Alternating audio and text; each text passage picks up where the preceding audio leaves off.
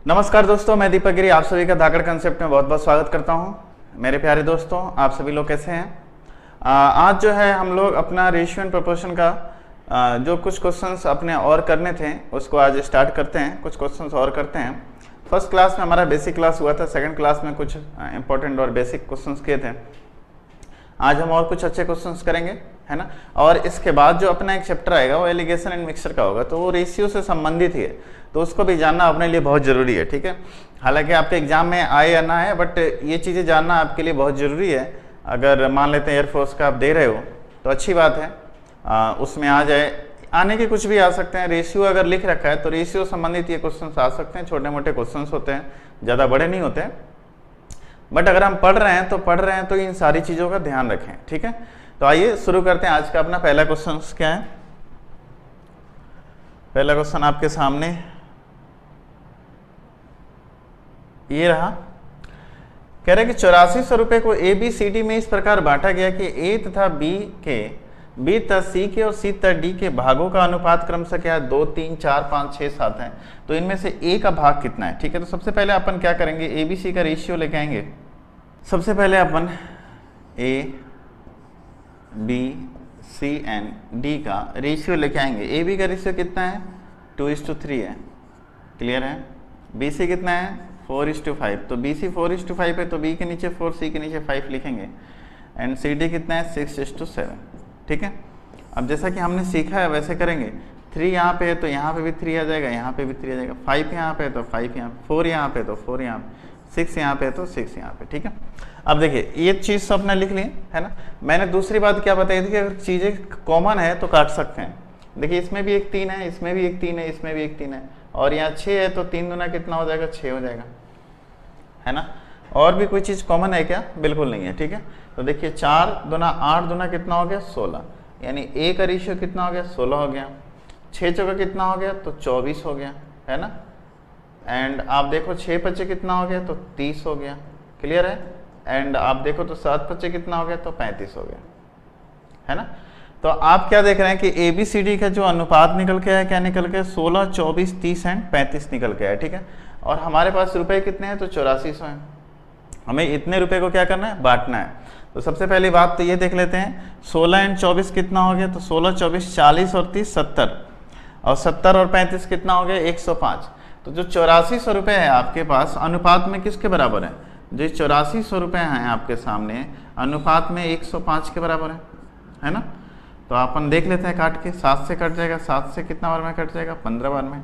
And 7 से कितना बार कटेगा? 1200 तो 84, 1200 बार में। 15 से कितना बार कटेगा? तो 8, 80 बार में। तो रेशियो में 1 की वैल्यू कितनी निकल के आ गई? 80 आ गई। तो कह रहे इनमें से ए का भाग कितना होगा? तो 1 का भाग कितना है हमारे पास? 16 है। तो अगर 1 की वैल्यू 80 के बराबर है तो 16 के बराबर किसके बराबर है? तो 16 गुने 80, और इस तरह आपका आंसर कितना आ जाएगा? 1280, ठीक है। 16 गुने 80, 16 8 128, ठीक है। तो ये बात आप लोगों को समझ में आ गया। तो इसमें करना कुछ नहीं था, सिर्फ अपने को ए बी सी डी का क्या निकाल के लेके आना था? रेशियो निकाल के लेके आना था। हमने ए बी सी डी का रेशियो निकाल लिया, एंड रेशियो निकालने के बाद हमने वहाँ से ए का भाग ले लिया, ठीक है। कोई डाउट नहीं? आइए आगे बढ़ते हैं, अगले क्वेश्चन की तरफ चलते हैं। अगला क्वेश्चन आपके सामने इस प्रकार है कि दो संख्याओं का अनुपात कितना है? 9:11 है। अगर इन संख्याओं का योग 660 है, सॉरी 660 है, तो इनके बीच का अंतर क्या है? दो संख्याएं अपन मान लेते हैं ए एंड बी, ठीक है। इनका अनुपात कितना दे रखा है? 9:11। इन दोनों का अगर योग देखा जाए तो कितना आ रहा है? 20 आ रहा है ना, जो कि किसके बराबर है? 660 के। ये अनुपात में किसके बराबर है? 20 की वैल्यू 660, तो 1 की वैल्यू किसके बराबर हो जाएगी? 2 से कितना और कटेगा? 3 एंड 3, 33। तो पूछ रहे हैं इन दोनों के बीच अंतर कितने का? दोनों के बीच अंतर कितने का? 9 और 11 के बीच अंतर कितने का है? तो 2 का अंतर है ना। वैसे भी अगर आप देख रहे थे तो यहाँ पे अगर 1 की वैल्यू 33 आ गई तो 2 की वैल्यू कितनी आ गई? 66 आ गई। और आपने ऐसा क्या देखा था यहाँ पे? 20 बराबर कितना था? 660। हमने 2 का मान कितना निकल के आ गया था? 66 निकल के आ गया था, और अपने को रेशियो में 2 का ही वैल्यू लेके आना था। तो ये सवाल यहीं बन गया था, बट चलिए कोई नहीं, आपने आगे देख लिया, क्लियर है, ठीक है। तो अपन बोल सकते हैं कितना आ गया? इनके बीच अंतर ज्ञात करें। तो इनके बीच अंतर कितना आ गया, 66 का अंतर आ गया। ठीक है, कोई डाउट किसी को नहीं ना? आइए आगे बढ़ते हैं, अगले सवाल की तरफ चलते हैं। अगला सवाल ये है कि 1162 को 3 भागों में इस प्रकार बांटा जाता है कि पहले का 4 गुना, दूसरे का 5 गुना और तीसरे का 7 गुना आपस में बराबर हो, तो सबसे छोटे भाग का मूल्य क्या है सबसे छोटे भाग का? देखो अब ये सवाल आपके सामने 3 भागों में, हम मान लेते हैं ए, पहले को ए मान लेते हैं, तो ए का 4 गुना मतलब 4a बराबर है किसके, दूसरे के 5 गुना के, तो 5b बराबर है तीसरे कितने, 7 गुना के, यानी 7c। इस तरह का है, तीसरे के 7 गुना के बराबर हो जाता है। क्लियर है? तो सबसे छोटे भाग का मूल्य ज्ञात करें। अब पहले तो हम ABC का रेशियो निकालेंगे। ABC का रेशियो क्या आता है, A, B एंड C का। मैंने क्या बताया था कि इनका एलसीएम लेके आप क्या करेंगे, भाग दे देंगे। बट इनका एलसीएम लेंगे तो एलसीएम में क्या आएगा, सबका गुणनफल ही आएगा, क्योंकि ये 2 अभाज्य संख्या और एक सम संख्या, तीनों आपस में क्या है, को प्राइम नंबर्स हैं। जब ऐसी बात आती है तो तीनों का गुणनफल ही क्या होता है, एलसीएम होता है। तो तीनों का गुणनफल लेंगे, यानी 5 चौका 20, 20 सत्ते कितना हो गया, 140 है ना, यानी 140 और 140। ठीक है, 4 से करेंगे कितना बार में कटेगा, तो 35 बार में कटेगा, यानी ए का रेशियो कितना गया, 35। 5 से कितना बार में, तो देखेंगे 5 दूना 10, 5 अठे 40, 28 पचे 140 एंड 7 से 20 बार में, है ना। तो कह रहे सबसे छोटे भाग का मूल्य, यानी सबसे छोटा भाग इसमें क्या दिख रहा है आपको, सी दिख रहा है। फिलहाल तो चलो हम पहले तो 1 का मूल्य निकालते हैं, मतलब अनुपात में 1 की वैल्यू लेके आते हैं, उसके बाद अपने को 20 का लेके आना होगा, है ना। तो देखिए 8 और 5 कितना हो गया, 13 का। अब हमारे पास टोटल रुपए कितने हैं, 1162 है। सबसे पहले तो 1162 लिख दो, है ना, एंड नीचे जोड़ के लिखो आप 8 और 5 13 का 3 आया कितना, 1, 2 1 3 2 5 और 5 और 3 कितना हो गया, 8, 83। कितना बार में कटना चाहिए, कितना बार में कटेगा, देखिए 83 से एक बार में काट लीजिए इसको, है ना।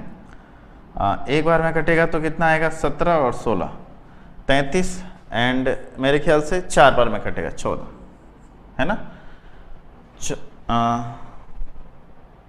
14 बार में कट जाएगा, 14 3 42 का 2 आया 4, 14 ठीक है,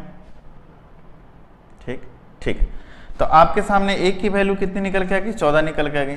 तो सी का मान क्या है आपके सामने, 20 है। सी का वैल्यू कितना है, 20 है। तो 20 की वैल्यू कितनी हो जाएगी, तो 20 गुने 14, है ना। तो 14 दूना कितना हो गया, 28। तो बोल सकते हैं कितना निकल के आएगा, 280। क्लियर है चीज। तो सबसे छोटा भाग का मूल्य कितना हो गया, 280। क्लियर है चीज। सबसे छोटे भाग का मूल्य कितना हो गया, तो 280 हो गया। ये बात आप लोगों को समझ में आ गई कैसे निकालना था। सबसे पहला काम तो हमारा क्या है कि रेशियो निकालना। और देखिए आपके एग्जाम में मैक्सिमम सवाल ऐसे ही होंगे रेशियो निकालने पे, पहला नंबर तो आपको रेशियो निकालने आना चाहिए, ठीक है। और इसी पे अपन ज़्यादा सवाल भी करा रहे हैं, है ना। अगले वाले चैप्टर में आपको रेशियो से संबंधित मिक्सर वाले सवाल भी कराएंगे, मिक्सर एलिगेशन वाले सवाल, ठीक है। आइए आगे बढ़ते हैं, अगला सवाल देखते हैं। अगला सवाल आपके सामने ये है कि एक विद्यालय में छात्र एवं छात्राओं की संख्याओं का अनुपात कितना है, 4:5 है। 100 छात्राओं के विद्यालय छोड़ देने के बाद यह अनुपात कितना हो जाता है, 6:7 हो जाता है। तो विद्यालय में छात्रों यानी लड़कों की संख्या क्या है, यहाँ पे विद्यालय में लड़कों की संख्या पूछ रहा है, ठीक है। चलिए देखते हैं।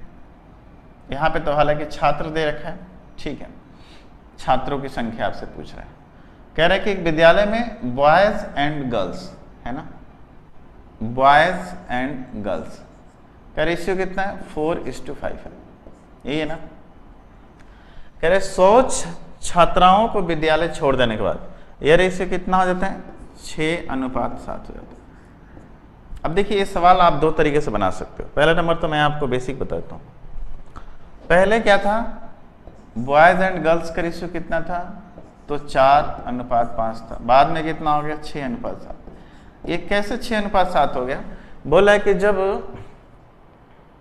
ऐसा हुआ कि पहले यही था ना, 4 5 6 7, ठीक है। 100 छात्राओं को विद्यालय छोड़ देने के बाद यह अनुपात 6:7 होगा। इसमें से जो है ना 100 जो छात्रा थी वो चली गई हैं, गर्ल्स जो है ना 100 चले गए हैं।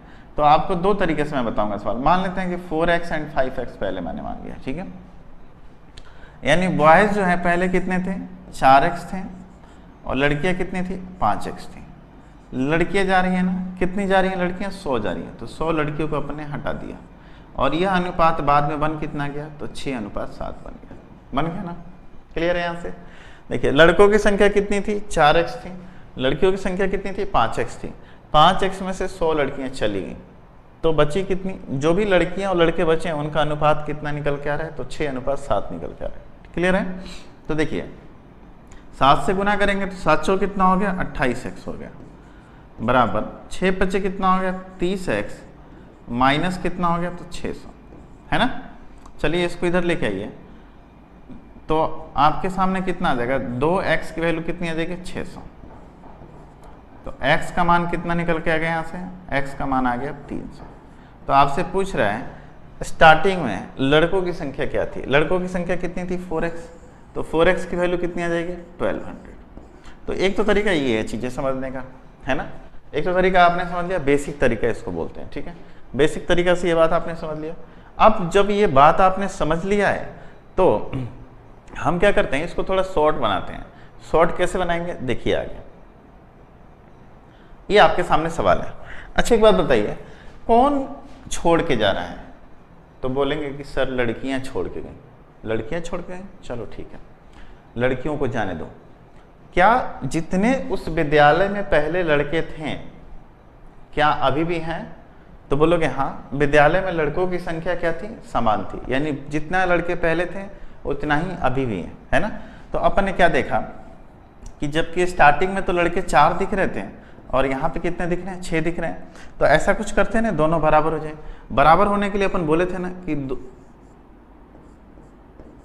गुना कर सकते हैं, करने के लिए, है ना।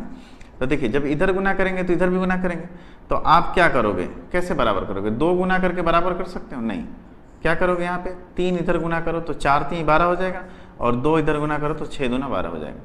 तो 3 से इधर गुना कर दो एंड 2 से इधर गुना कर दो, है ना। तो देखो ये कितना है, 12 है। अभी भी बच्चे कितने हैं, 12 है, मतलब लड़कों की संख्या 12 है।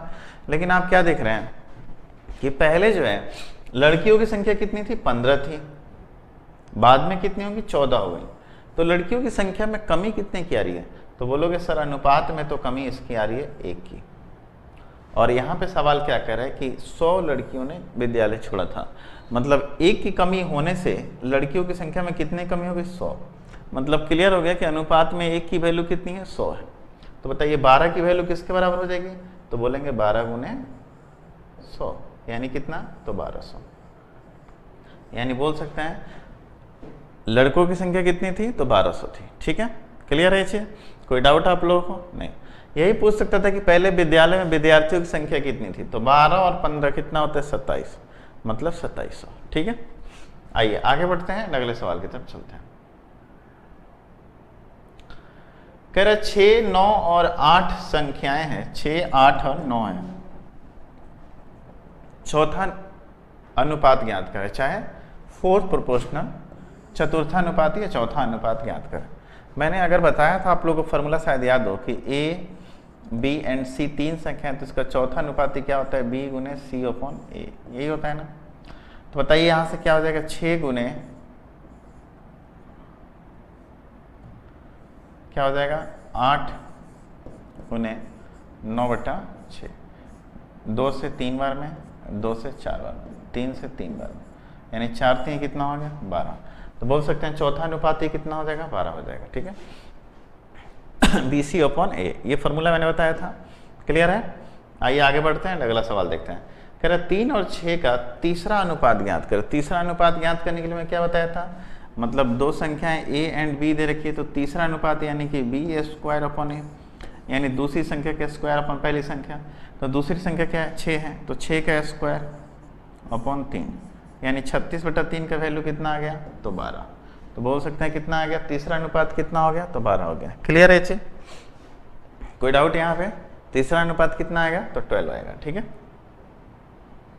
कह रहे 5, 9, 12 का चतुर्थानुपाती क्या है, चतुर्थानुपाती भी फॉर्मूला बताया, 10 गुने 10 अपॉन 10, है ना, यानी कि 9 गुने 12 बटा कितना, 5, तो 12 9 कितना होता है 108/5। तो कितना आएगा आपका आंसर 108/5। क्लियर है, क्या आएगा 108/5। समझ में आ रहा है आप लोगों को? कोई डाउट किसी को इसमें? नहीं। आगे बढ़िए, अगला सवाल देखते हैं। कह रहा है एक बक्से में 180 रुपए हैं जो कि 1 रुपये 50 पैसे और 25 पैसे के सिक्कों के रूप में है। सिक्कों की संख्या का अनुपात कितना है 2 3 4 है। तो 50 पैसे के सिक्कों की संख्या ज्ञात कर। देखिए अब यहाँ पे दो तरह की बातें होती है, एक तो क्वांटिटी होती है और दूसरा मतलब कि आप बोल सकते हैं वैल्यू होता है, मूल्य होता है। क्वांटिटी एंड मूल्य, प्राइस जिसको बोल सकते हैं। यहाँ पे इनकी सिक्कों की संख्या का अनुपात दे रखा है, मतलब कि क्वांटिटी दे रखता है। क्वांटिटी में क्या है 1 रुपये है, 50 पैसे हैं एंड 25 पैसे हैं, यही है ना, यही है। क्वांटिटी का रेशियो कितना दे रखा है, मतलब क्वांटिटी इनका दे रखा है 2:3:4, यही है ना। तो बताइए इनकी वैल्यू क्या होगी, मतलब मूल्य का रेशियो क्या होगा। क्यों? क्योंकि हमारे पास रुपए में कितने हैं तो 180 रुपये हैं, रुपए में कितने हैं तो 180 रुपये में, ठीक है।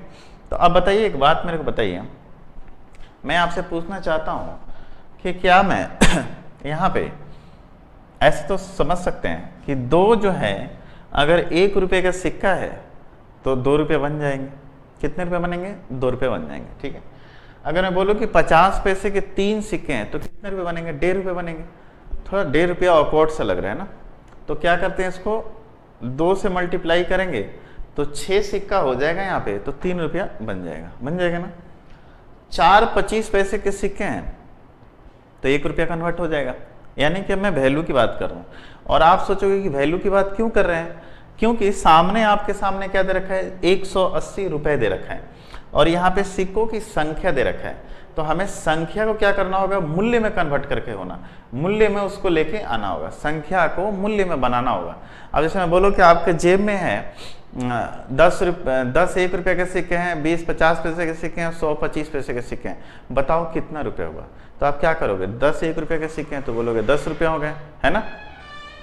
फिर बोलोगे क्या कि 50 पैसे के हमारे पास 20 सिक्के थे तो 10 रुपये वहाँ से हो गए, और 25 पैसे के 100 सिक्के थे तो 4 रुपये वहाँ से हो गए, तो सॉरी 25 रुपये वहाँ से हो गए, तो कितना हो गया टोटल 20 और 25 45 रुपये हो गए। आप ऐसे जोड़ोगे तो वही बात यहाँ पे है कि ये सिक्कों की संख्या दे रखा है और सामने मूल्य दे रखा है। तो मैं क्या करूँगा कि संख्या को पहले मूल्य में कन्वर्ट करूँगा तब क्लियर करूँगा ना।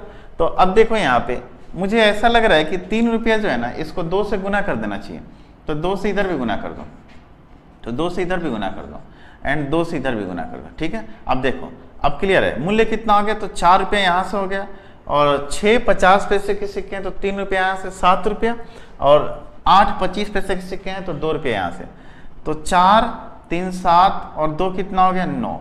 यानी कि टोटल हमारे पास अगर रुपए की बात करें तो कितना आ रहा है रेशियो में 9 आ रहा है, जो कि किसके बराबर है 180 के बराबर है। तो 1 की वैल्यू किसके बराबर हो जाएगी 20 की वैल्यू हो जाएगी। तो बोला 50 पैसे के सिक्कों की संख्या, 50 पैसे के सिक्कों की संख्या कितनी थी 6 थी, अनुपात में कितनी थी 6 थी।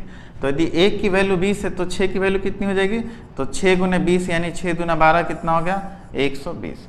तो बोल सकते हैं 50 पैसे के सिक्कों की संख्या कितनी हो गई 120 हो गई। क्लियर है आप लोगों को, समझ में आ रहा है, कोई डाउट बिल्कुल नहीं ना। तो आइए नेक्स्ट क्वेश्चन की तरफ बढ़ते हैं, और अगला क्वेश्चन क्या है देखिए। अगला क्वेश्चन है क्या यहाँ से कि 378 सिक्कों के ढेर में 1 रुपये 50 पैसे तथा 25 पैसे के सिक्के हैं, जिनका मान जो दे रखा है कितना दे रखा है तो 13 11 7। अब देखो यहाँ पे वैल्यू दे रखा है 13 11 7, तो बोला 50 पैसे के सिक्कों की संख्या।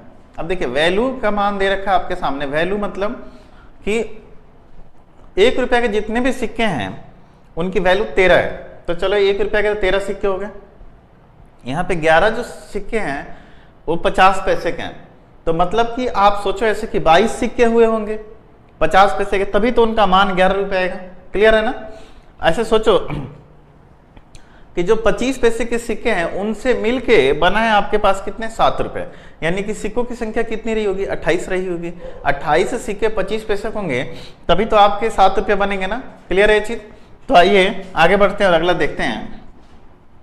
वैल्यू कितना दे रखा है 13 11 एंड 7।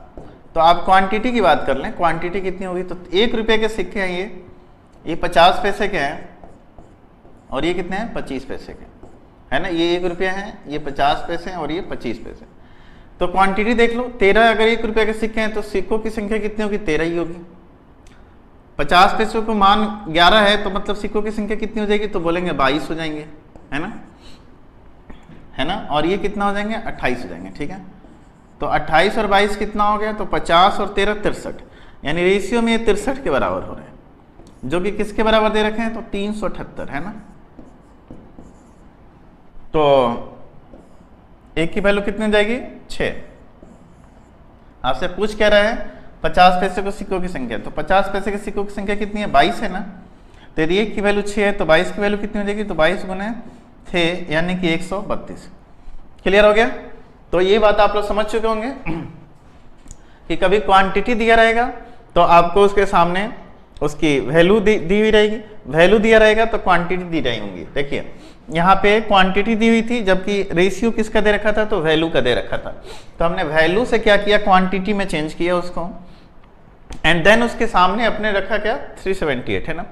जो रेशियो में है उसी के सामने वो चीज रखेंगे ना। क्लियर हो गई ये बात। आइए आगे बढ़ते हैं, अगले सवाल की तरफ चलते हैं। यहां पे क्या कर रहा है कि एक थैली में 1 रुपया 50 पैसे तथा 25 पैसे के सिक्के जो हैं 5, 6, 8 के अनुपात में, है ना। यदि इस थैली में कुल 210 रुपए हैं तो प्रत्येक प्रकार के सिक्कों की संख्या ज्ञात कीजिए। देखिए एक थैली में 1 रुपया 50 पैसे तथा 25 पैसे के सिक्के 5, 6, 8 के अनुपात में, है ना। अब देखिए ये जो सिक्कों की संख्या दे रखा है, ठीक है, और यहाँ पे क्या दे रखा है, 210 रुपए दे रखा है। खैर कोई नहीं, हमारे पास क्वांटिटी दे रखा है कितना, 1 रुपए के, 50 पैसे के एंड 25 पैसे के क्वांटिटी दे रखा है। उसके क्या दे रखा है, 5, 6 एंड 8। चलिए यहाँ से क्लियर है। तो इसकी वैल्यू अगर मैं देखूँ तो वैल्यू कितनी आई है, 1 रुपए के 5 सिक्के हैं तो 5 रुपये हो जाएंगे, 50 पैसे के 6 सिक्के हैं यानी कि 3 रुपये हो जाएंगे, तो 5 और 3 8, और 25 पैसे के 8 सिक्के हैं मतलब 2 रुपये हो जाएंगे, तो 8 और 2 10। यानी कि अगर मैं वैल्यू की बात करूँ तो ये टोटल कितने रुपये बन के आ रहे हैं, तो 10 रुपये बन के आ रहे हैं, जो कि किसके बराबर है, तो 210 के बराबर है। तो 1 की वैल्यू किसके बराबर हो जाएगी, 21 के बराबर हो जाएगी। तो आपसे क्या पूछ रहे हैं, इनके सिक्कों की संख्या, तो 1 बराबर 21 आ गया, तो 5 बराबर कितना हो जाएगा, तो बोलेंगे 5 बराबर हो जाएगा आपके सामने कितना, 21 बचे 105। क्लियर है। 6 बराबर 126, है ना, और 168, ठीक है। 105, 126, 168। क्लियर है चीज, कोई डाउट आप लोगों को नहीं ना। तो आई थिंक आप लोग ये सिक्के वाले कंसेप्ट समझ चुके होंगे। बहुत ही आसान है, क्वांटिटी एंड वैल्यू, इन्हीं दोनों में गेम होता है। क्वांटिटी दिया रहता है तो वैल्यू देगा, वैल्यू देके क्वांटिटी पूछ लेगा आपसे, ठीक है। तो बस आपको समझना है कि आपको चेंज कैसे करना है, ठीक है। आइए आगे बढ़ते हैं, अगले सवाल की तरफ चलते हैं। अगला सवाल आपके सामने कुछ इस प्रकार के, एक विद्यालय में कुल 504 छात्र हैं जिनमें से लड़के और लड़कियों का अनुपात कितना है, 13:11 है। यदि 12 लड़कियां और आ जाएं तो लड़के और लड़कियों का अनुपात, नया अनुपात देख लीजिए। पहले छात्रों की संख्या कितनी थी, 504 थी। चलिए इनको अलग रखिए। बॉयज एंड गर्ल्स का रेशियो, बॉयज एंड गर्ल्स का रेशियो कितना है, 13:11, है ना। लड़कियों की संख्या में 12 लड़कियां और आ जाए। सबसे पहले तो देख लेते हैं इनमें लड़कियों की संख्या और लड़कों की संख्या कितनी है। 12 और 13 और 11 कितना हो गया, 24, यानी कि 504 में आप 24 से भाग देते है ना। 12 दूना 24, 12 चौका 48, 12 दूना 24, 2 से कितना बार में कटेगा, 21 बार में, ठीक है ना। चलिए तो 21 गुने 13 कर लीजिए, 13 एकम 13 एंड 13 दूना 26 और 1 27, यानी लड़कों की संख्या कितनी थी, 273, और लड़कियों की संख्या कितनी थी, 11, और 11 दूना 22 और 1 23, 231, है ना। लड़कों की संख्या थी 273 और लड़कियों की संख्या कितनी थी, 221 स्टार्टिंग में। उसमें 12 लड़कियां और आ रही हैं, कितनी लड़कियां, 12, तो 12 को और जोड़ दो आप। अब देख लो 273 अनुपात 3, 4 एंड 2, 243, 3 से कट जाएगा, 3 से कटेगा कितना हो रहा है, 3 9 27, 3 एकम 3, 3 8 24, 3 एकम 3, यानी कि 91:81। तो लड़के और लड़कियों का अनुपात कितना हो गया? तो आपसे पूछ रहा है लड़के और लड़कियों का नया अनुपात ज्ञात करें। देखिए इस पर भी थोड़ा ध्यान दीजिएगा आप लोग एग्जाम में, कभी कभी ऐसे दे देगा लड़की और लड़कों का अनुपात, तो अब आंसर अपना कितना होता है 81:91, 81:91, ठीक है। लेकिन यहाँ पे लड़के और लड़कियाँ दे रखा है, हम लड़के और लड़कियाँ निकाल के लेके आ रहे थे। कभी कभी बनाते तो आप सही है लेकिन लास्ट में उल्टा कर देता, तो इस चीज़ का भी ध्यान आपको रखना है, ठीक है। आइए आगे बढ़ते हैं, अगला सवाल कह रहे थे 2 व्यक्तियों की आय 5:3 के अनुपात में और उनका खर्च जो है 9:5 के अनुपात में है ना। अब देखिए यहाँ पे यदि वे क्रमशः 2600 रुपये और 1800 रुपये की बचत करते हैं, तो इस कंडीशन में मैं आपको बताता हूँ कि एक व्यक्ति का आय होता है, आय में से अगर व्यय को घटा दो तो क्या निकलेगा? बचत निकलेगा। चाहे आय में से बचत घटा दो तो व्यय निकलेगा। मान लेते हैं आपने 100 रुपये कमाया और आपने 20 रुपया बचत किया, तो खर्च कितना किया? 80 रुपये। चाहे ऐसे ही सोचो आप कि आपने 100 रुपया कमाया और 80 रुपये खर्च किया, तो बचत कितना किया? 20 रुपया। तो दोनों में से 2 बातें पता हैं तो तीसरा आसानी से निकाल सकते हैं, क्योंकि आय में से व्यय घटाने पे बचत आता है अपने पास, है ना। चाहे आप ऐसे सोचो कि आय का 2 ही असर होता है, या तो आप बचत करोगे नहीं तो व्यय करोगे, खर्च करोगे नहीं तो बचत करोगे, आय में यही 2 चीज़ें होती हैं, ठीक है। तो कह रहा है कि व्यक्ति की आय हम मान लेते हैं, उस 2 व्यक्ति हैं उनकी आय हम मान लेते हैं कितनी? 5x एंड 3x, ठीक है, मान लेते हैं, है ना। और उनका खर्च जो है क्रमशः 2600 और 1800 रुपये बचत करते हैं, है ना। आय 5x है, इसमें से ये व्यक्ति जो है ना 2600 रुपये क्या करता है? बचत करता है ना। तो आय में से बचत घटा देंगे तो क्या निकल के आएगा? व्यय निकल के आएगा, ठीक है। और ये 3x है, इसमें से ये 1800 रुपये क्या करता है? तो बचत करता है। तो आय में से बचत घटा दिए, आय में से बचत घटा दिए, तो क्या निकल के आया? व्यय। और इनके व्यय का रेशियो कितना था? तो 9:5, यानी कि 9/5, ठीक है। क्लियर है? चलिए देख लेते हैं। 5 बचे कितना हो गया? 25x माइनस 0 0, 6 बचे 30, 3 आया, 5 दूना 10, 3 13, 13,000 बराबर है, ठीक है। 9 3 कितना हो गया? 27x, देखिए, और माइनस हो जाएगा 0 0, 9 8 कितना होता है? 72 का 2 आया 7, 9 एकम 9 और 7 कितना हो गया? 16, 16,200, ठीक है। 25x को उधर ले जाइए और 16,200 को इधर ले जाइए, तो अपन बोल सकते हैं कि 2x की वैल्यू कितनी हो जाएगी? तो 3,200, है ना, 3200 रुपये। तो x का मान कितना आ जाएगा? 1600, यानी x बराबर हमारे पास कितना आ गया? 1600। तो आपसे पूछ कर रहे हैं उनकी आय ज्ञात करें, उनकी आय, तो ये 16 पचे 80, 8000 और 16 3 48, 4800। x की वैल्यू कितनी आ गई? 1600। आय कितनी मानी थी हमने? 5 और 3 के रेशियो में, 5x और 3x। तो 16 पचे 80, 8000 एंड 16 3 4800 रुपये, ठीक है। क्लियर है ये चीज़? कैसे करना है? यहाँ से आपने क्या किया था? आय में से बचत घटा दिया था, तो आपके सामने क्या निकल के आया था? व्यय निकल के आया था। यानी आय में से बचत गया तो बचा क्या? व्यय बचा। क्लियर है? कोई डाउट? आय में से बचत गया तो क्या बचा? व्यय बचा। आइए आगे बढ़ते हैं, अगला सवाल कह रहे ए और बी की मासिक आय का अनुपात कितना है? 6:5 है, और उनका खर्च 4:3 का अनुपात में है। यदि प्रत्येक व्यक्ति 400 रुपया मासिक बचत करता है तो उन दोनों की मासिक आय ज्ञात करें। अब देखिए यहाँ पे क्या है कि इनका जो मासिक बचत है ना, वो दोनों का समान है। तो जब दोनों का समान है तो हम रेशियो की तरफ से सोच सकते हैं। पिछले वाले सवाल में क्या था? मासिक बचत समान नहीं था, है ना। तो हमने क्या किया था? जब समान नहीं था तो x माना था। यहाँ पे मासिक बचत दोनों का समान है, तो हम क्लियर ऐसे सोच सकते हैं कि देखिए यहाँ पे इनके आय का अनुपात कितना है और यहाँ पे उनके खर्च का अनुपात है। आय और खर्च का अनुपात दे रखा है। आय का अनुपात कितना दे रखा है? 6:5, और उनके खर्च का अनुपात कितना है? 4:3। अब देखिए आय इसकी 6 है, खर्च कितना है? 4 है, तो बचत कितना करता होगा? 2। और ये रेशियो इधर भी सेम है, 5 इसकी आय है, खर्च 3 है, तो बचत कितना करता है? 2 करता है ना। और दोनों ने बचत में 400 रुपये किया है, प्रत्येक ने मतलब 400 रुपये किया है। तो जब बात यहाँ पे प्रत्येक की आ रही है और समान रुपये में आ रही है तो हम डायरेक्ट रेशियो से ही समझ सकते हैं, यानी कि 2 की वैल्यू किसके बराबर होगी 400 रुपये, 1 की वैल्यू किसके बराबर होगी 100 रुपये। तो कह रहे हैं दोनों के मासिक आय का योग 6 और 5 कितना हो गया 11, है ना 6 और 5 कितना हो गया 11, सॉरी ये 200 आएंगे, ठीक है 2 से 400 200, तो 11 दूना कितना हो गया 2200। तो अपन बोल सकते हैं दोनों के मासिक आय का योग पूछा था तो कितना आ गया 2200 रुपये आ गया। क्लियर है चीज, दोनों के मासिक आय कितने होंगे 2200 रुपये होंगे। दोनों सवालों में आपने समझ लिया होगा कि कहाँ हमें x मानना है और कहाँ हमें x नहीं मानना है। क्लियर है, आइए आगे बढ़ते हैं, अगले सवाल की तरफ चलते हैं। अगला सवाल क्या है आपके सामने, a और b की आय का अनुपात कितना है 9:4 है ना। और देखिए यहाँ प्रत्येक 2000 रुपये बचाता है, ठीक है ना। अब देखिए इनके आय का अनुपात दे रखा है a एंड b, मैं 2 जगह लिख देता हूँ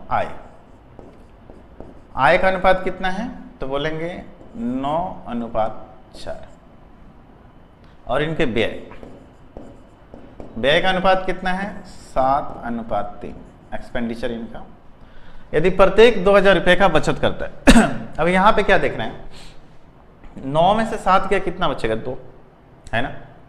यहाँ पे 2 बच रहा है और यहाँ पे कितना बच रहा है 1 बच रहा है, जबकि प्रत्येक कितना बचत कर रहा है 2000 रुपये की बचत कर रहा है, ठीक है। तो आप ऐसे सोचो मैं इसे क्या गुना करूं, चाहे इसको कैसे इक्वेट करूं कि ये जो दोनों का डिफरेंस है ना वो समान आ जाए। कैसे करेंगे, अगर आप ज़्यादा दिमाग नहीं लगाना चाहते हैं तो सिंपल सी बात है, आप क्या करेंगे बोलेंगे कि 9x अपॉन कितना था 4x माइनस 2000 रुपये एंड माइनस 2000 रुपये, बाद में कितना बचा 7/3। देखिए आय में से आपके बचत घटा दिए व्यय आ गया, ठीक है। यहाँ से x की वैल्यू निकाल लेते हैं, 9 कितना हो गया 27x माइनस 6000 बराबर 700 कितना हो गया 28x माइनस 14000, ठीक है। इसको उधर लेके जाओ, इसको इधर लेके आओ, यानी x की वैल्यू कितनी हो जाएगी 14 में से 6 गया 8000 रुपये। तो आप बोलेंगे x बराबर 8000 आ गया, तो कह रहा है उनकी आय ज्ञात करें। तो 8 9 कितना हो गया 72000 और 8 चौका 32000। तो इस तरीके से आपका आंसर कितना हो जाएगा 72000 और 32000, ठीक है। अब देखिए अब मैं आपको इसको शॉर्ट तरीके से समझाता हूँ कैसे करना है ना, थोड़ा सोचेंगे। अगर मैं इसमें 2 से गुना कर दूं तो कितना हो जाएगा, 2 से गुना करूंगा तो ये कितना हो जाएगा 9 दूना 18 और 7 दूना 14। 2 से गुना करूंगा तो ये आ जाएगा अपना कितना 18 और 8 एंड 2 से इधर भी गुना कर दूंगा तो कितना हो जाएगा 14 और 6। तो यहाँ पे 4 का डिफरेंस आ रहा है, जबकि यहाँ पे फिर से 2 का आ रहा है। अगर मैं उल्टा गुना करके देखूँ तो इन दोनों के बीच का डिफरेंस कितना आ रहा है 5 का आ रहा है, इन दोनों के बीच का 4 का। 4 से इधर गुना कर दो 9 चौका कितना हो गया 36 और 4 चौका 16 और 7 5 35 एंड 5 3 15, ठीक है।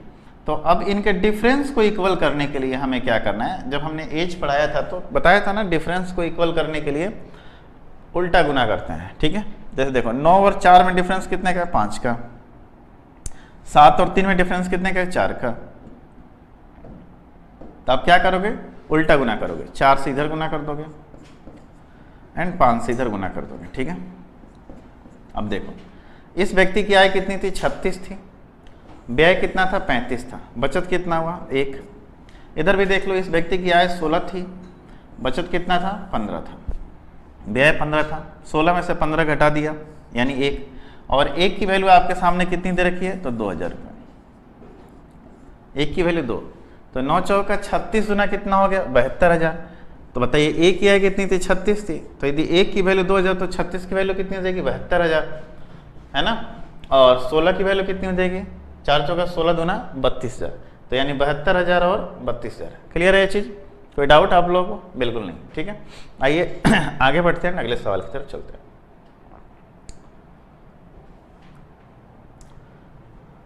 अगला सवाल यहाँ पे ये है कि यदि एक कारखाने में मजदूरों की संख्या में कटौती 15:11 के अनुपात में हो, है ना, मतलब पहले जो उनकी संख्या थी, जो बोल सकते हैं लेबर की जो संख्या थी, लेबर जो थे 15 थे और बाद में कितने हो गए, 11 हो गए। एक कारखाने में मजदूरों की संख्या जो है 15 से 11 के अनुपात में हो जाती है। मतलब सोचो पहले 15 मजदूर थे उस कारखाने में, हो कितने गए, 11 हो गए। क्लियर है। और कह रहे हैं उनकी मजदूरी 22 से 25 के अनुपात में बढ़ाई जाती है। मतलब उनको जो हम पे करते थे पैसे, पहले 22 रुपया करते थे, अब कितने कर रहे हैं, तो 25 रुपया कर रहे हैं। मतलब क्या किया हमने, मजदूरों की संख्या को कम कर दिया, 15 से 11 कर दिया। और जो मजदूर हमारे बचे थे, जो अपन पहले पैसा देते थे, अब उनको यही बोला कि अब मैं आपको पैसे ज़्यादा दूंगा, आपको काम ज़्यादा करना पड़ेगा। ठीक है, तो हमने क्या किया, उनके पैसे बढ़ा दिए। और पैसे कैसे बढ़ा दिए, 22 से हमने 25 रुपया कर दिया। तो बोल रहा है कि उनकी कुल घटी हुई मजदूरी का अनुपात ज्ञात करें। ठीक है, अब पहले मजदूरी कितनी मिलती थी बताइए, 15 मजदूर थे और एक मजदूर को 22 रुपये मिलता था, तो टोटल मजदूरी कितनी होगी, 15 गुने 22। और अब मजदूरों की संख्या कितनी है, 11 है। अब टोटल मजदूरी कितनी मिलती है, 25, है ना। तो एक को 25 मिलते हैं, टोटल मजदूरी कितनी है, 11 गुने 25। 5 से करेंगे कितना बार में, 3 बार में, 5 से 5 बार में, 11 से 2 बार में, यानी कि कितना हो गया, 6:5। यानी कि मालिक को क्या हुआ, 1 रुपये का फायदा हो गया, अनुपात में 1 की वैल्यू फायदा हो गई। पहले 6 रुपया टोटल मजदूरी देता था, अभी कितना दे रहा है, 5। तो उनकी घटी हुई मजदूरी कितनी होगी, 6 से 5। क्लियर है। पहले मजदूरी कितनी होती थी, 6 होती थी, अभी टोटल मजदूरी कितनी हो रही है, 5 हो रही है। तो समझ में आ गई ये चीज, क्लियर है। आइए आगे बढ़ते हैं, अगले सवाल की तरफ चलते हैं।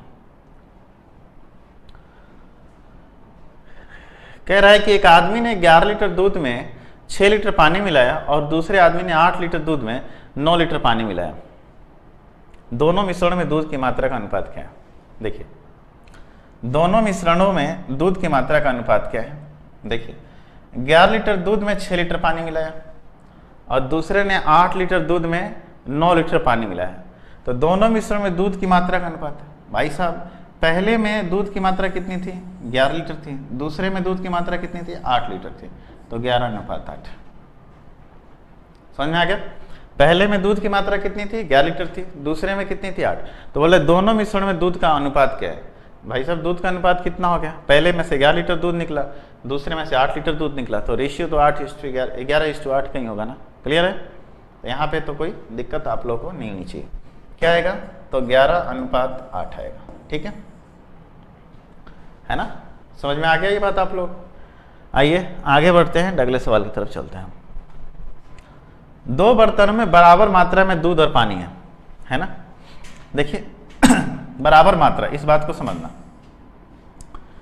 अनुपात 8:9 में है और 12:5 में। देखिए पहले मिश्रण में मिल्क एंड वाटर किस रेशियो में, तो 8:9 के रेशियो, और दूसरे में 12:5 के। सबसे पहली बात तो आप ये देखो, क्या ये दोनों मिश्रण बराबर मात्रा में है, क्योंकि सवाल ये बोल रहा है कि दोनों मिश्रण बराबर मात्रा में। तो 8 और 9 कितना होता है, 17। पहले में 17 लीटर मिश्रण है, दूसरे में भी 12:5 17 लीटर मिश्रण, बिल्कुल ठीक है, दोनों 17 लीटर हैं, कोई दिक्कत नहीं है अपने को, है ना। अब कह रहा है कि मिश्रणों को अब पूरी तरह से मिलाया जाता है। अब हमारे पास टोटल मिश्रण कितना हो गया, 34 लीटर हो गया, हमने पूरी तरीके से मिला दिया। तो देखिए 12 और 8 कितना हो जाएगा, दूध की संख्या 20 हो जाएगी, एंड 9 और 5 कितना, पानी की मात्रा 14 हो जाएगी। यानी काटेंगे तो 10 कितना हो गया, 7। क्लियर है, 10 कितना आएगा, 7। तो बोले प्राप्त हुए मिश्रण में दूध और पानी का अनुपात कितना है, 10:7 है।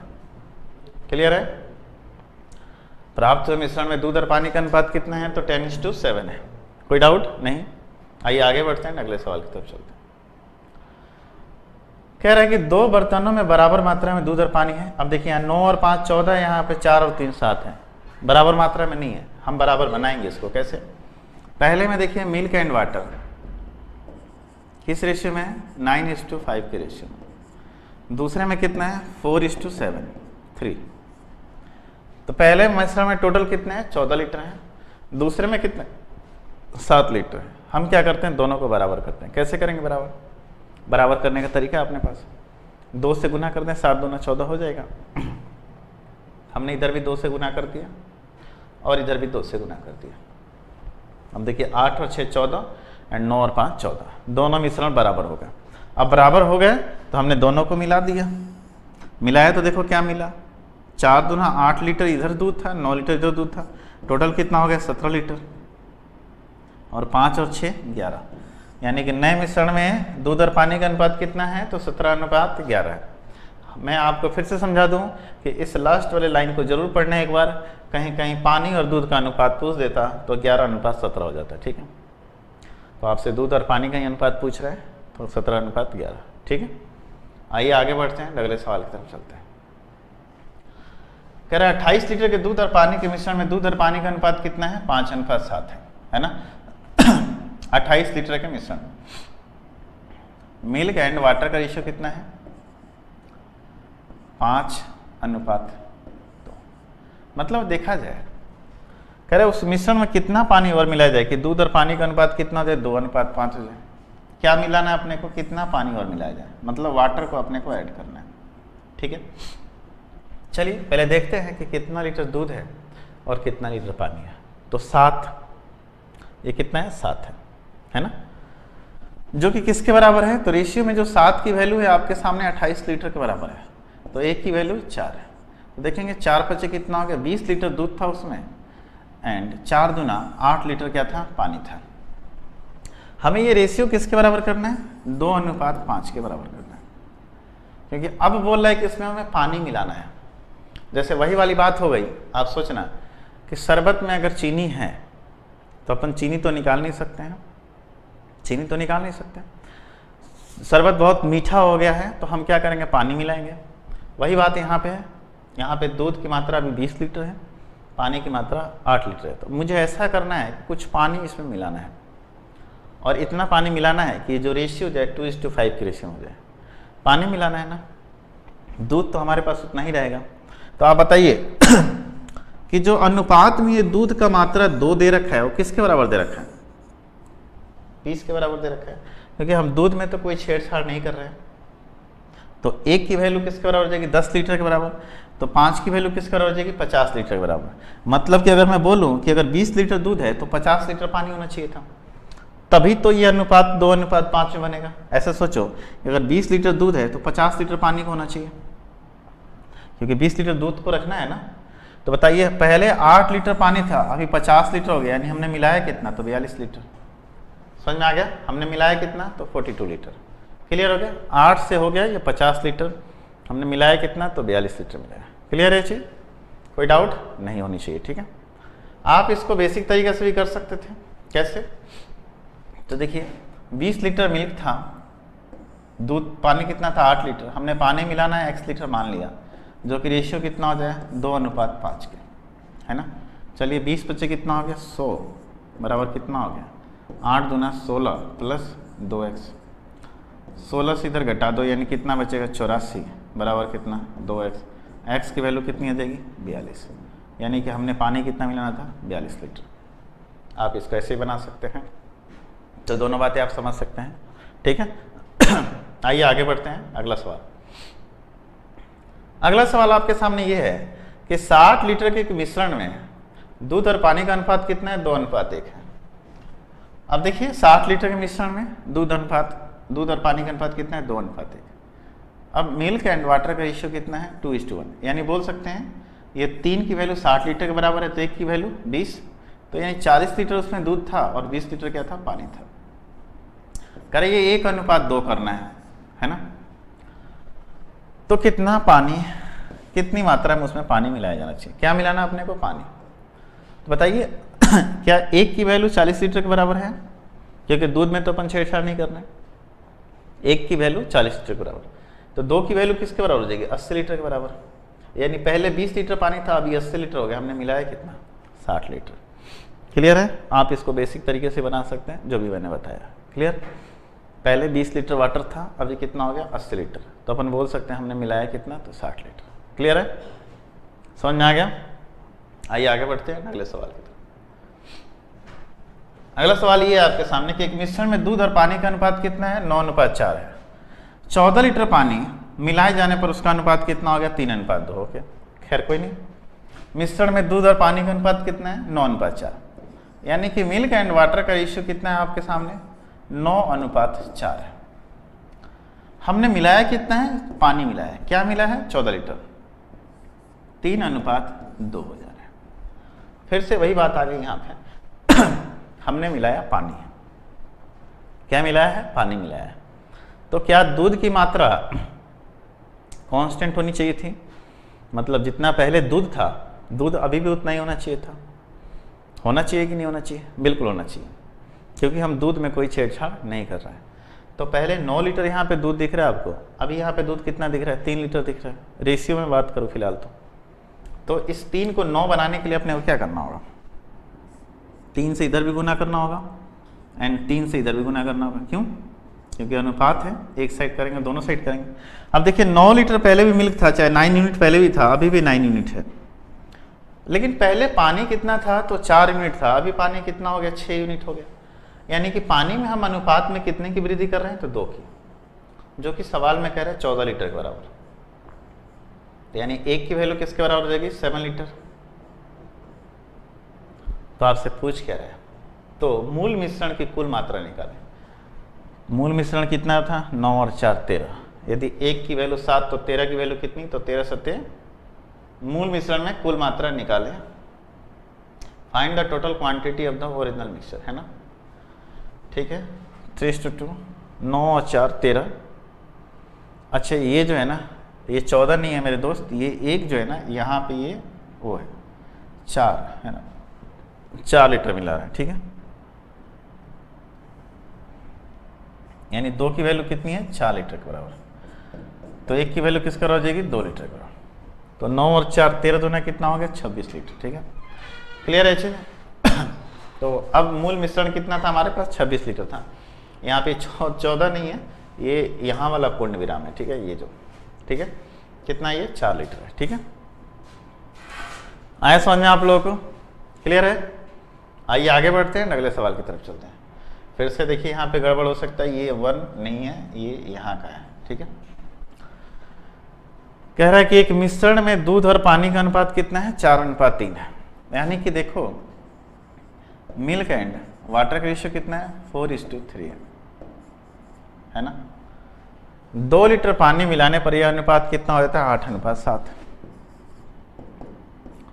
अब देखिए हम मिला क्या रहे हैं? पानी।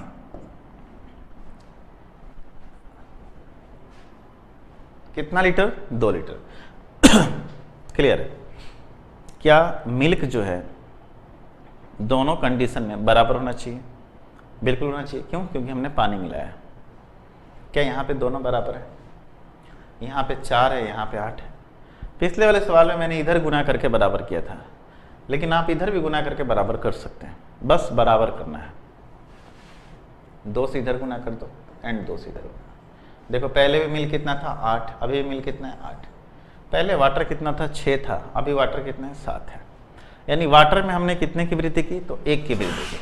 कितने की? वाटर में हमने 1 की, जो कि किसके बराबर है? तो 2 लीटर के बराबर है। तो कह रहा है अंतिम मिश्रण की कुल मात्रा, यानी 8 और 7 15 दूना कितना हो गया? 30। अंतिम मिश्रण अपने पास यही है, 8 और 7 15। तो 1 की वैल्यू कितनी थी? 2 थी, तो 15 की वैल्यू कितनी हो जाएगी? 30 हो जाएगी। क्लियर है ये चीज़? समझ पा रहे हैं आप लोग? बिल्कुल। आइए आगे बढ़ते हैं, अगले सवाल की तरफ चलते हैं। अगला सवाल आपके सामने कुछ इस प्रकार है कि एक मिश्रण में दूध और पानी का अनुपात कितना है? 9:4 है। 8 लीटर पानी मिलाने के बाद उनका अनुपात कितना हो गया? 3:2। एक मिश्रण में दूध और पानी यानी कि मिल्क एंड वाटर का रेशियो कितना है? 9:4 है ना। फिर कह रहा है क्या? 8 लीटर पानी मिला रहे हैं, ऐड कर रहे हैं पानी को। यह अनुपात कितना हो जाता है? 3:2। मेरे प्यारे दोस्त आप इतना बताओ, मूल मिश्रण की कुल मात्रा आपको चाहिए। क्या पानी मिला रहे हैं तो जो दूध है वो दोनों में बराबर होना चाहिए था। क्या यहाँ पे दोनों बराबर है? नहीं है। बराबर बना लेते हैं, 3 से इधर गुना कर दो, 3 से इधर भी गुना कर दो। देखिए 9 लीटर पहले भी हो गया, अभी भी है। पहले वाटर कितना था? 4, अभी वाटर कितना है? 6, लेकिन बढ़ा कितना? 2। जो कि किसके बराबर है, 8 लीटर के बराबर है ना। तो A की वैल्यू किसके बराबर हो जाएगी, 4 लीटर के बराबर है ना।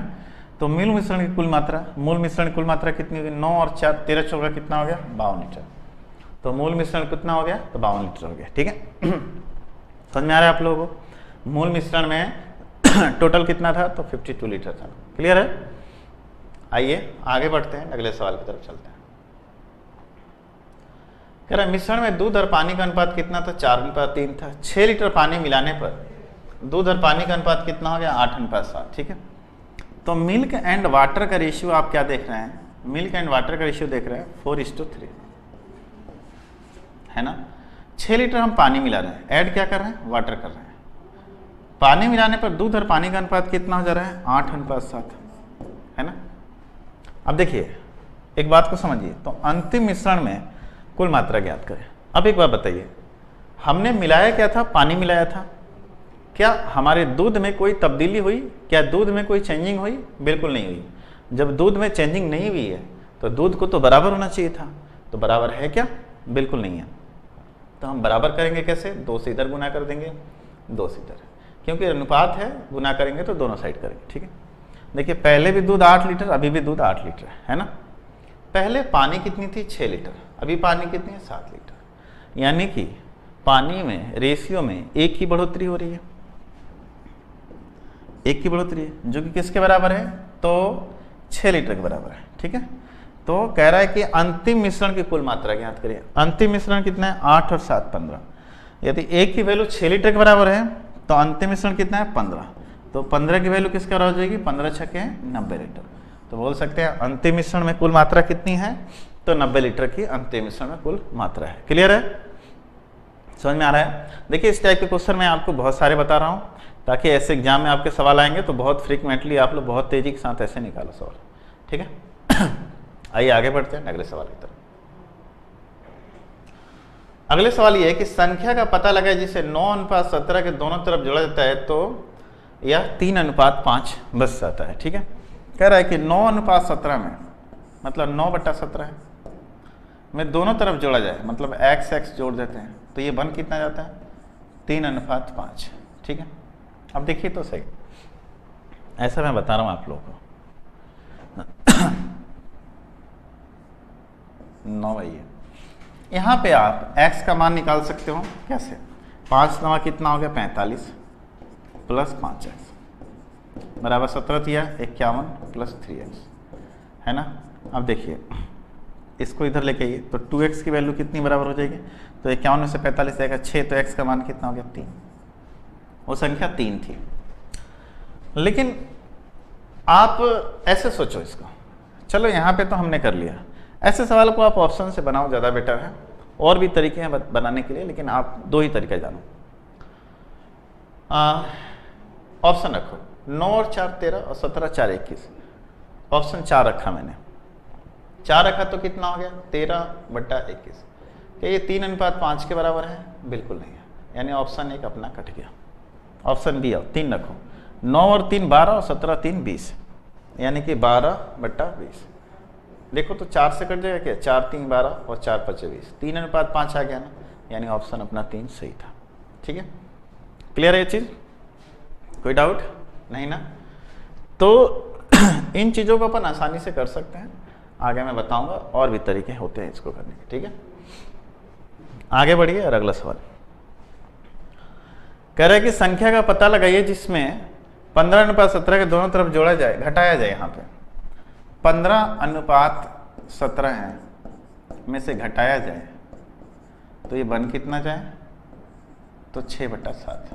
चलिए 4 घटाइए 11 होगा, 11 6 का मल्टीपल है, 3 घटाइए तो 12 हो जाएगा, 3 घटाएंगे तो 17 में से 14, यानी संख्या हमारा 3 यहाँ पे साफ साफ दिख रहा है। 15 में से 3 गया 12 और 17 में से 3 गया 14, 2 से 6 और 2 से 7, देखिए 6/7 आ गया ना। तो बोल सकते हैं संख्या कितनी थी, तो संख्या थी अपनी कितनी, तो बोल सकते हैं कितनी, 3। क्लियर है चीज, कोई डाउट नहीं, बिल्कुल आगे बढ़ते हैं। अगला सवाल कह रहा है कि प्रशांत 2500 रुपये को 3 बच्चे ए बी एंड सी में बांटता है, यदि उनके भाग को 5 रुपये 10 रुपये 15 रुपये में से घटा दिया जाए तो यह अनुपात कितना होता है, 3 4 5 होता है ना। सोचिए एक बार के लिए, ए बी एंड सी, 3 4 5 होगा कब, जब इनको घटाया जाता है। क्या 5 रुपये 10 रुपये 15 रुपये घटाने के बाद देखिए उनका, मान लेते हैं 3x है, ये 4x है और ये 5x है। तो ए को कितना मिला था, 3x तो बाद में हुआ है ना, तो कब, जब 5 रुपये घटाया था, यानी ए की राशि कितनी थी, तो प्लस 5 रुपये, ए को टोटल इतना रुपये मिला था। बी को कितना मिला था, तो 10 रुपये घटाने पे तो प्लस 10 रुपये जोड़ दो, यानी बी को टोटल इतना रुपये मिला था। एंड सी को कितना मिला था, तो 15 रुपये इधर जोड़ दो, और इन तीनों के जो जोड़ की वैल्यू है किसके बराबर है, तो 2500 के बराबर है। तो 3 और 4 7 और 5 12x प्लस 5 और 10 15 और 15 30 बराबर कितना है, तो 2500 है ना। तो यानी बोल सकते हैं 12x की वैल्यू किसके बराबर हो जाएगी, तो 2470 के बराबर हो जाएगी, है ना, हो जाएगी ना। तो देखिए यहाँ से x की वैल्यू किसके बराबर हो जाएगी, तो बोल सकते हैं 2470/12 है ना। तो आपसे a का हिस्सा पूछ रहा है, a का हिस्सा पूछ रहा है। खैर चलिए a का हिस्सा हम निकालते हैं। तो हमारे पास a का हिस्सा कितना है, 3x + 5। तो चलिए 3x का वैल्यू निकाल लेते हैं, 3 से इधर गुना कर देते हैं, 3 से इधर भी, 3 से करेंगे तो 4 बार में कटेगा, 4 से देखिए कितना और कटेगा, 4 × 6 = 24, 4 × 1 = 4, 3 आएगा, 4 × 7 = 28, 2 आएगा एंड 0.5। तो 3x की वैल्यू हमारे पास आ गई 617.5, लेकिन 5 रुपये और है ना, तो 622.5। क्लियर है, कितना आ जाएगा, 622.5। समझ में आ गया ये चीज़ आप लोग कैसे करना है। अब आप सोचेंगे कि यहाँ पे मैंने x क्यों माना था, क्योंकि देखो यहाँ पे 5 रुपये 10 रुपये 15 रुपये जोड़ना था। तो जब अपन जोड़ेंगे ना किसी रुपए को अनुपात में, अगर मान लेते हैं यहाँ x नहीं मानता तो आप 5 और 3 8 कर देते। और मैंने क्या बताया था कि रेशियो में जोड़ना क्या होता है, गलत होता है। रेशियो में जोड़ेंगे तो मान चेंज हो सकता है ना, रेशियो में सिर्फ मल्टीप्लाई या डिवाइड कर सकते हैं। तो जैसे ही मुझे जोड़ने की जरूरत पड़ी, हमने पहले तो रेशियो को अलग कर लिया x मान के, ठीक है। क्लियर हो गया ये चीज़। आइए आगे बढ़ते हैं अगले सवाल पर। कह रहे कि 2 कक्षाओं में A और B के छात्रों को मिलाया गया जिनका औसत अंक कितना था, 25 और 40 था, है ना। तो मिलाने के बाद जो 30 प्राप्त होता है, मतलब देखो मान लेते हैं कि कक्षा A में A छात्र थे और कक्षा B में B छात्र थे। A छात्रों का औसत अंक कितना है, 25 है। तो A छात्रों का टोटल अंक कितना हो गया, तो बोलेंगे 25 है। बोलो, मैं बोलूँ कि 2 छात्रों के औसत अंक 30 है, तो 2 छात्रों के टोटल अंक कितने होंगे, 30 × 60। तो यहाँ बोला A छात्रों के औसत अंक कितने, 25 है, तो A छात्रों के कुल अंक कितने हो जाएंगे, 25 है। उस तरह बोला जाए कि B छात्रों को औसत अंक कितना है, 40 है, तो B छात्रों के कुल अंक कितने हो जाएंगे, तो 40 भी हो जाएंगे ना। बोलो, दोनों को मिलाया गया तो औसत अंक कितना हो गया, 30 प्राप्त होता है। मतलब अब व्यक्तियों की संख्या कितनी है, A + B, यानी A + B, टोटल छात्र थे A + B, और इसका औसत अंक कितना है, 30 है। तो जो दोनों औसत अंक बराबर हो जाएंगे, नहीं कुल अंक, छात्रों की संख्या हमने जोड़ ली और कुल अंक कितना हो गया, 30, ठीक है, औसत, तो गुना कर दिए, टोटल अंक आ जाएगा। 25 है इधर, 30 है, तो इधर कितना आ जाएगा, 5 आ जाएगा। 40 भी है इधर, 30 भी है, तो कितना बचेगा, 10 भी। 5 से कितना कटेगा, 2 बार में। तो पूछा जाए A अनुपात B, A के सामने क्या है, 2 है, B के सामने क्या है, तो बोलेंगे 2:1। तो A और B में छात्रों का संख्या का अनुपात कितना था, 2:1। इसको एलिगेशन मेथड से ही बताएंगे, है ना, एलिगेशन वाले चैप्टर में एलिगेशन मेथड से भी कैसे बनाते हैं, ठीक है। क्लियर हो गया। आइए आगे बढ़ते हैं, अगला सवाल कह रहे कि 680 रुपये को A, B और C में इस प्रकार बांटा जाता है कि A को B का 2/3 मिलता है और B को C का 1/4, यानी A बराबर जो है B का कितना, 2/3। हालांकि ऐसा सवाल पहले बना चुका है। एंड B को C का 1/4, C का 1/4। तो बोला है कि C का हिस्सा ज्ञात करें, ठीक है। सबसे पहले तो आप ABC का मान निकाल लें। तो A/B कितना हो जाएगा, 2:3, और B/C कितना हो जाएगा, तो 1:4, ठीक है। 3 यहाँ पे तो 3 यहाँ पे, 1 यहाँ पे तो 1, 2:3:12। तो 12 और 3 15 और 2 कितना होता है 17। कुल अगर हिस्सा देखें तो 17 में आ रहा है, जो कि किसके बराबर है 680। तो रेशियो में जो 17 की वैल्यू है वो 680 के बराबर है। तो 17 चौका कितना होता है 68, यानी एक की वैल्यू किसका हो जाएगी 40। तो सी का हिस्सा कितना है 12, तो 12 चौक 48, मतलब सी का हिस्सा कितना आ जाएगा तो 480। तो क्लियर है ये चीज़, समझ पा रहे हो। हालांकि इसे सवाल अपन पहले बता चुके हैं, ठीक है। आइए अगला सवाल देखते हैं। अगला सवाल ये है कि हरि के पास कुछ गाय तथा कुछ मुर्गे हैं। यदि कुल सिरों की संख्या 48 है तथा पैरों की संख्या 140 है। खैर कोई नहीं। अब देखिए, गाय के पास भी एक सिर होता है और मुर्गे के पास भी एक ही सिर होता है। मान लेते हैं कि C for cow and H for hen, मतलब मुर्गी। इन दोनों को मिलाकर कितना है तो सिरों की संख्या 48 है। गाय के पास कितने पैर होते हैं 4, तो जितनी गाय है उसमें 4 से गुना कर देंगे तो पैर निकल के आ जाएगा 4C। और मुर्गे के पास कितने पैर होते हैं तो 2, तो 2H टोटल पैर आ गए। यहाँ से कितने आ गए 140। तो आपसे क्या पूछ रहा है, तो उसके पास मुर्गे कितने हैं। मुर्गे निकालने के लिए हमें काऊ को एलिमिनेट करना होगा, तो हम क्या करेंगे 4 से इधर गुना कर देंगे, किसमें फर्स्ट वाले इक्वेशन में 4 से गुना करेंगे, यानी कि 4C 4H और 48 चौका कितना हो गया, तो 4 चौका 16 160 और 8 चौका 32 192 टोटल। चलिए घटा दीजिए, कट गया। 4H में से 2H गया, कितना बचेगा 2H बराबर 192 में से 140 गया, कितना बचेगा 52 बचेगा, है ना। तो H बराबर कितना हो गया 26, यानी बोल सकते हैं मुर्गे कितने हैं तो 26 है। ठीक है, बात समझ में आ गया, मुर्गे कितने हैं 26 है। हालांकि इसमें ट्रिक्स भी होते हैं, है ना, समझ में आ गया। कैसे निकालते हैं, तो 140 यहाँ पे पैरों की संख्या थी, अपने को 2 पैर वाले जानवरों की संख्या निकालनी थी, तो 48 माइनस 4 यानी कि head minus 4 minus leg, head में 4 से गुना करके लेग में घटा देंगे और 2 से डिवाइड कर देंगे, आंसर आ जाएगा। ये भी होता है, ठीक है। बाकी आप चीज़ों को समझो अभी फिलहाल के लिए, तो है ना, ज़्यादा ट्रिक में आओगे या ज़्यादा रटने वाली चीज़ों पे आओगे तो क्या हो जाएगा, दिक्कत हो जाएगा, एग्जाम में भूल जाओगे इस चीज़ को, है ना। तो पहले कंसेप्ट को समझ लो, कंसेप्ट समझ में आएगा धीरे धीरे जब आप प्रैक्टिस करने लगोगे। एक बार आपके दिमाग में कंसेप्ट आना चाहिए, फिर प्रैक्टिस जब करोगे तो खुद ब खुद ये चीज़ें आपके लिए क्या हो जाएंगी, नॉर्मल हो जाएंगी। ठीक है, अपने से एनालिसिस करना ज़्यादा बेटर होता है ना। मैं एनालिसिस करके बता दिया, वो चीज़ें भूल जाओगे, लेकिन हाँ मैं रूट बता दूंगा कि एनालिसिस कैसे करना है, तो आप हर जगह उसका एनालिसिस करना सीख जाओगे। और पढ़ने का सही तरीका यही होता है ना। तो चलिए मेरे प्यारे दोस्त, आज के लिए इतना ही। आज हमारा ये ratio chapter, ratio and proportion chapter खत्म होता है। अब हम नेक्स्ट चैप्टर मिलेंगे। तो चलिए आज के लिए इतना ही, धन्यवाद आप सभी।